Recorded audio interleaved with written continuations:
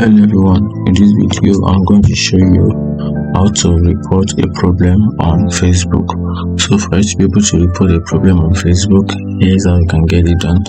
Go to your profile drop down menu, choose your account, then click on the drop down, then just click on this option which is the help and support. Click on it. And right here you have about 3 options: help centers, support inbox, then report a problem. Click on the report a problem. Then right here you can simply report your problem, then describe what the issue might be, describe your problem, then include the screenshots of what the problem might be. After that you can submit the report.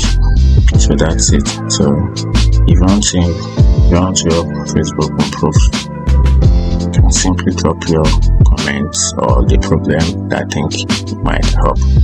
Also, if something went wrong, also just this, just click on this option, then include in report. So here is where you provide the report. Let's now go back and start over again. So reporting problem, and something went wrong. So include right here. You're going to tell the areas of the report, and the details, then hide the screenshot, then you submit, and that's it. Thank you.